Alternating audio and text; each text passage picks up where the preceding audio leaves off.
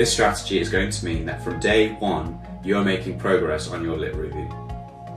And it's going to mean that whenever you do any reading for your literature review, you always feel like you're making more progress, which is going to make you feel way less overwhelmed.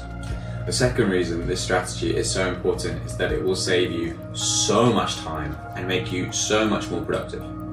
Although I said before that the lit review isn't always the thing that takes the most time or the most work, that's not the case for everyone. For people who don't use this strategy, they can easily end up wasting additional days or additional weeks on their literature review, and that time could have been saved if they would have used this strategy. The third reason this strategy is number one is because it works no matter how tired, stressed or anxious you are feeling. No matter what energy level you're at on any given day, once you've made this skill a part of your research routine, then you can guarantee you're going to be productive, regardless of how you're feeling, every time you use this strategy. Do you ever get that feeling when you get to the end of the page and you suddenly wake up to the fact that you didn't engage with anything in the text? Well, all of that wasted time and wasted energy disappears when you're using this strategy. And the final reason this strategy is so important is because it actually alters the way your brain learns. This strategy requires active participation from you whilst you read, and this means that when you're consuming the information in the journal article, you will be generating your own version of the information inside your own head. This means that you're going to be able to remember way more using this skill, and that hopefully you might even get to the end of your dissertation having really learned some stuff. Who would have thought it? Okay, part 2. What is the number one most important strategy?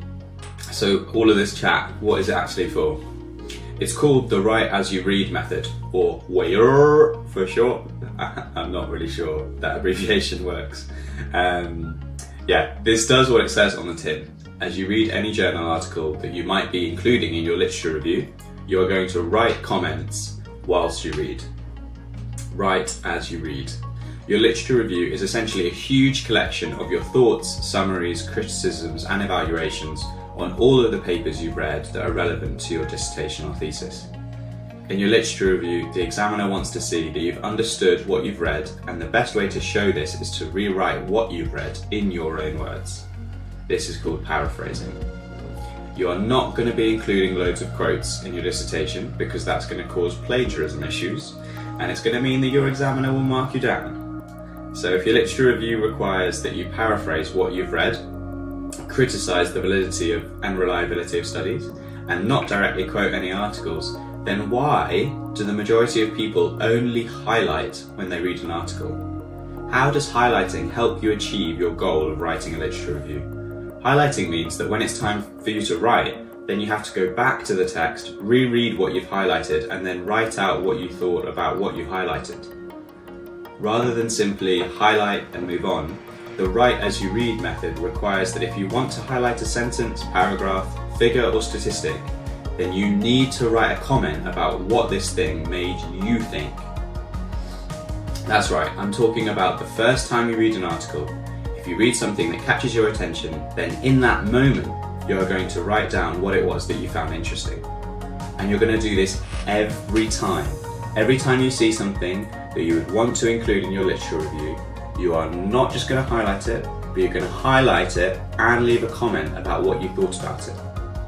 Because if you do this every time, then this means that by the time you get to the end of the paper, you will have a collection of comments that can all be copied and pasted directly into your literature review.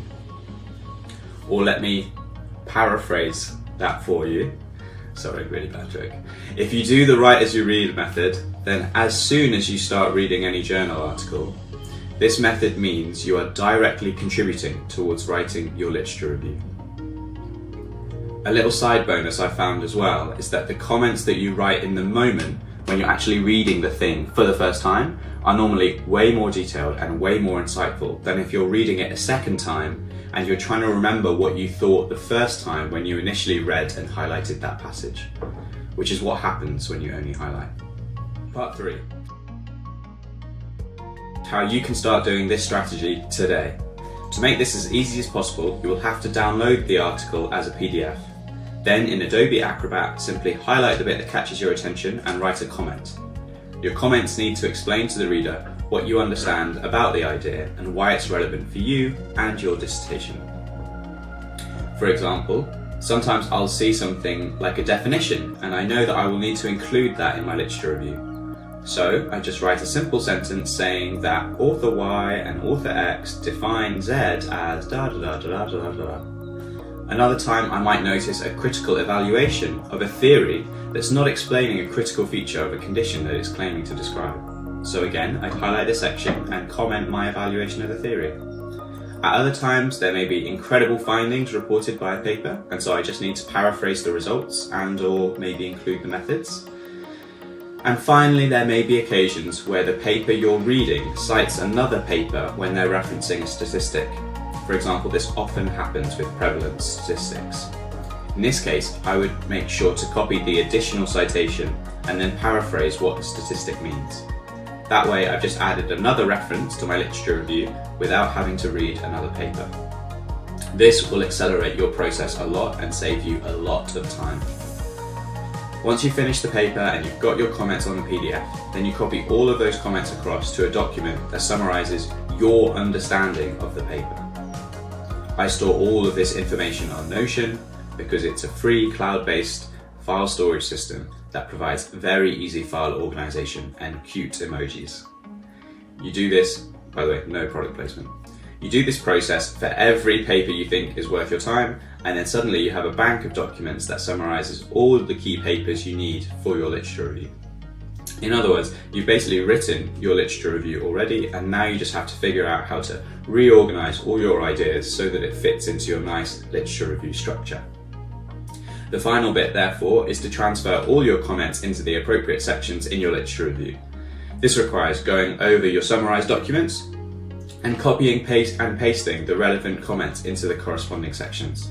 It might feel a bit weird at first to be copying stuff into your literature review, but remember, it's your own writing. Once you've done that and all of your comments are ordered into your literature review, then it's time to edit all of your comments together so that you get a free-flowing, easy-to-read literature review. And there you have it, the number one most important strategy to write a first-class dissertation literature review. Okay, quickly just to recap. Step 1, download the PDF. Step 2, make comments while you read. Step 3, copy comments across the document. Step 4, repeat process for all papers in your literature review. Step 5, copy and paste comments into summary documents. Step 6, copy all the best bits into your literature review. Alright, hopefully that was helpful. I'll see you again soon.